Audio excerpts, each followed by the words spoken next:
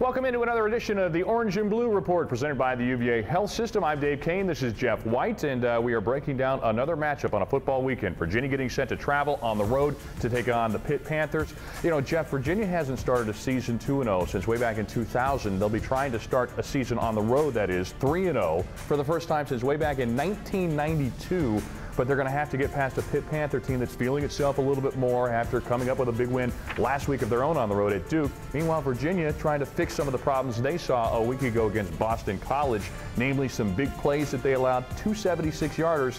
Meanwhile, here comes Pitt. They had a couple big plays of their own, 72-yard run and a 91-yard run. Can Virginia stop those big plays? Yeah, that'll be the big question on Saturday. Pitt comes in with a running back who's very hot in Darren Hall. Just like last week, Boston College came in with a running back, A.J. Dillon, coming off a huge game. The Hoos did a really good job against Dillon. It ended up being other Boston College players who beat him. That said, they will make stopping Pitt's running game a priority. I think that's what most defenses do, try to shut down the running game first and take it from there. There were a few problems last week that Virginia needs to correct if it's going to win this game. For the Panthers, they'll be turning to a relatively inexperienced quarterback in the form of Ben DiNucci. Max Brown is out for the season, the guy they expected to be taking snaps under center.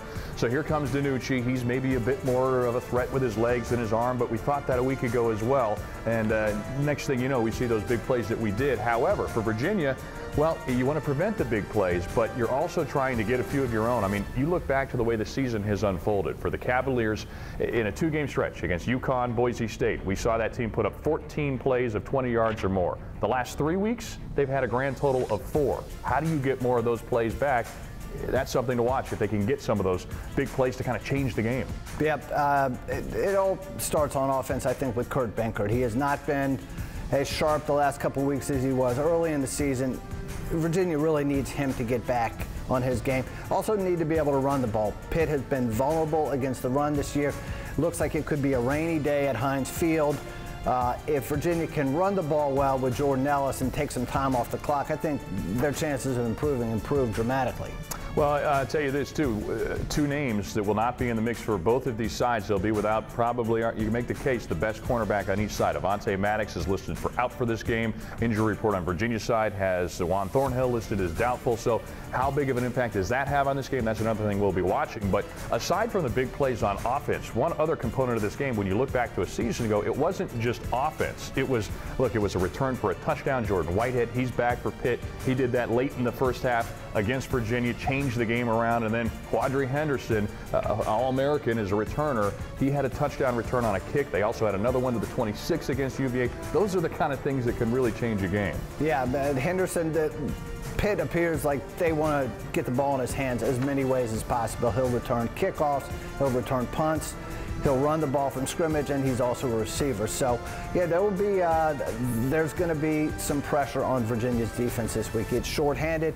Most teams are banged up this time of year, so in that regard, Virginia is not any different than most of the teams it's playing. But Thornhill may have been the best defensive back. You could make the case that he's played as well as any defensive back for Virginia. So you take him out of the mix, it puts pressure on the guys behind him who are not as experienced, and I think it probably changes what Bronco Mendenhall can call as a coordinator, because he's been able, when Bryce Hall and Thornhill have been healthy, he's been able to count on them providing good man-to-man defense, which allows him to do other things defensively.